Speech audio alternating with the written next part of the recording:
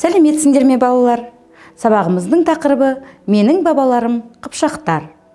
Бүгінгі сабақта білетіндерің қыпшақтардың қалай өмір сүргенін, немен айналысқанын және қыпшақтар мен қазақтардың ұлттық киімдерін, тілін, сыртқы келбетін салыстыруды үйренесіңдер.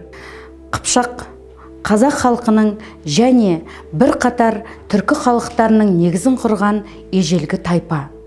Түркі тайпаларының ішіндегі ең саны жағынан да көп болған қыпшақтар болды. 11-12 ғасырда Дунай мен Алтайдың арасындағы ұлан байтақ кең даланы мекен етті. Бұл жер Қыпшақ даласы деп аталды. Қыпшақтар қазақтардың ата-бабалары. Қыпшақтар мал шаруашылығымен айналысқан, төрт түлік өсірген, төрт түліктің етін азық қылған, жүнінен киім кешек, төсек орын дайындаған.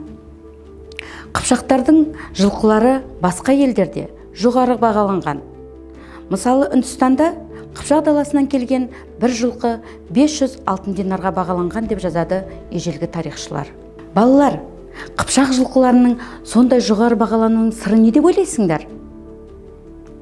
Қыпшақтар асыл тұқымды жылқы өсіруге көп көңіл бөлген.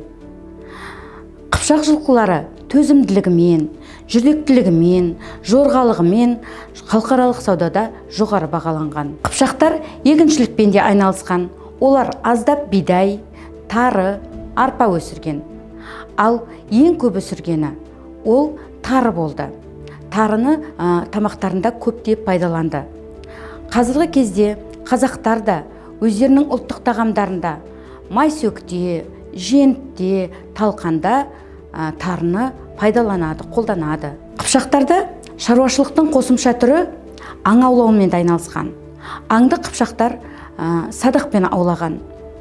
Ал енді осы аулаған аңдарын тағам ретінде пайдаланған және оның терісінен бағалы болса, оны сатуға жіберген, ал және қысқы киімдер тігуге де пайдаланған.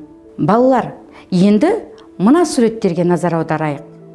Бұл суретте Қыпшақ ұлттық киімі мен қазақ ұлттық киімін салыстырайық. Қандай ерекшеліктерді немесе ұқсастықты байқап тұрсыңдар?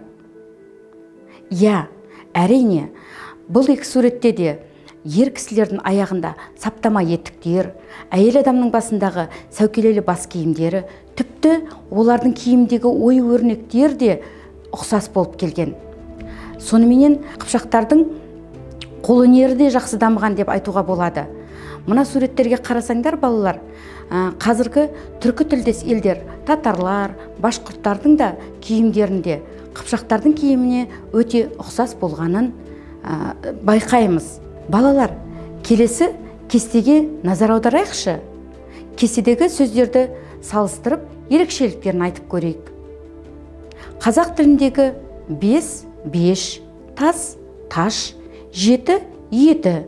Балалар, қараңдаршы, осы жердегі қазақ тілі мен қыпшақ тілінде өзгерістер де бар екен, бірақ ұқсастықтар да өте көп екен. Дыбысталуында кішкене өзгешеліктерді байқаймыз. Яғни, бұл жерден қандай қорытынды жасауға болады? Қазақ тілі қыпшақ тілінің негізінде қалыптасқанын аңғарамыз.